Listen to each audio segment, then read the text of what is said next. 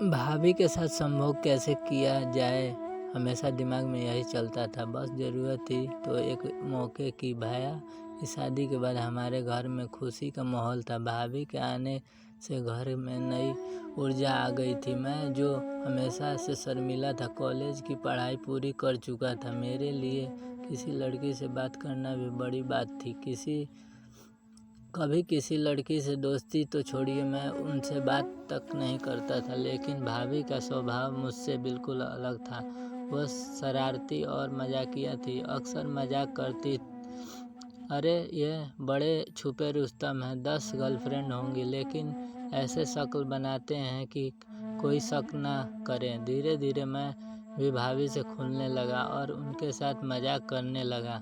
मुझे उनके साथ हंसी मजाक में आनंद आने लगा और कब मैं उन्हें पसंद करने लगा यह मुझे भी पता नहीं चला। एक दिन जनवरी की सर्द रात में मुझे सर्दी लग रही थी। भाभी ने कहा, आप लेट जाइए, मैं बाम लगा देती हूँ। उन्होंने मेरे माथे और सीने पर बाम लगाया। उस समय मुझे लगा कि शायद भाभी भी वही चाहती हैं जो मैं चाह रहा था। इसके बाद से मेरी नज़र भाभी पर बदल गई। जब भी वो सामने होती, मेरी नज़र उनके चेहरे से ज़्यादा उनके जिस्म पर होती। मैं हर समय उन्हें इस तरह देखता कि किसी तरह से कोई अंग दिख जाए। भाभी भी मजाक करती रहती और मेरे आसपास बनी रहती। एक दिन जब लाइट चली गई थी तो भाभी मेरे लिए पानी लेकर आई। मुझे लगा कि अब मौका है और मैंने उनका हाथ पकड़कर उन्हें अपनी ओर खींच लिया। भाभी हैरान हो गई और बोली, अरे भैया, पागल हो गए हो क्या? हाथ पैर टूट जाएगा। वो बैठी तो मैंने उनके ओठों पर अपने ओठ रख दिए। भाभी ने तुरंत मुझे झापड़ मार दिया। उन्होंने गुस्से में कहा, शर्म नहीं आती? भाभी के साथ ऐसा करते हो? अगर कोई और देखता तो क्या सोचता? इसके बाद भाभी मुझसे दूर रहने लगी। मैंने एक दिन मौका पाकर उनसे पूछा, अगर आप मुझसे प्यार नहीं करती तो इतना मजाक क्यों करती थी? उस रात आपने मेरे शर्ट का बटन खोलकर मेरे सीने पर बाम क्यों लगाया था? भाभी ने फिर से जोरदार थप्पड़ मारा और कहा, शर्म नहीं आती? भाभी और देवर का रिश्ता मजाक का होता है। अगर मम्मी मेरी जगह होती तो क्या तुम ऐसा ही सोचते?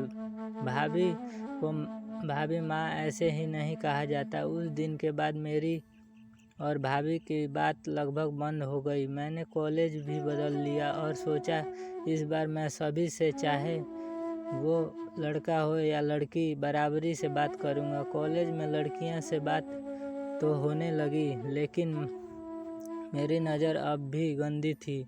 जब भी कोई लड़की मेरे पास से गुजरती, मेरी नज़र उनके शरीर पर जाती। मन में सिर्फ एक ही विचार आता कि कैसे कोई मिले और मैं उससे साथ कुछ कर लूं, लेकिन ऐसा कभी हो नहीं पाया। एक दिन मेरी भांजी, जो महज 11 साल की थी, गर्मियों की छुट्टी में हमारे घर आई।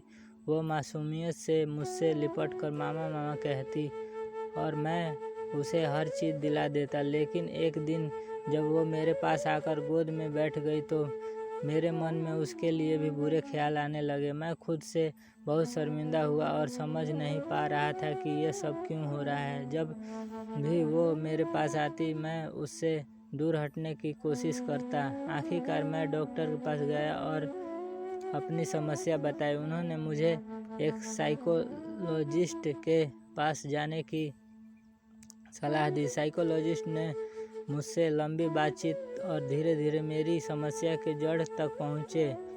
उन्होंने बताया कि मेरी यह स्थिति अश्लील वीडियो देखने के कारण हुई थी। हाँ, मैं अश्लील वीडियो देखता था लेकिन कभी सोचा नहीं था कि इसका मेरे जीवन पर इतना बुरा असर पड़ेगा। उन्होंने बताया कि भारतीय अश्लील वीडियो में भाभी के किरदार को खास तौर पर चरित्रहीन दिखाया जाता है और इसी वजह से मैंने अपनी भाभी को भी वैसा ही समझ लिया।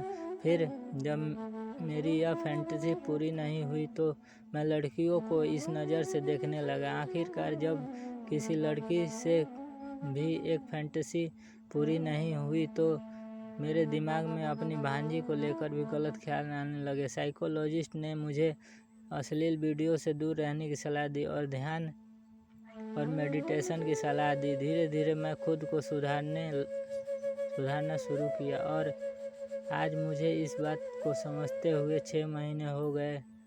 अब मैं अपने आसपास के लोगों को इस बारे में बताता हूँ कि अश्लील वीडियो कैसे हमारे दिमाग पर गहरा और ख़तरनाक असर डालते हैं। लड़कियों के साथ साथ होने वाली हिंसा, बलात्कार या बच्चों का कम उम्र में संबंध बनाने का सबसे बड़ा कारण यही है। इसलिए यह ज़रूरी है कि हम इस जहर से दूर रहें और अपने दिमाग को साफ रखें। आप भी सोचिए, क्या कभी आपके साथ भी ऐसा हुआ है कि अश्लील वीडियो देखने से आपके मन में गंदे ख्याल आने लगे हों? दोस्तों, कहानी अच्छा लगा हो तो चैनल को लाइक, शेयर, कमेंट और सब्सक्राइब करके ज़रूर जाएं।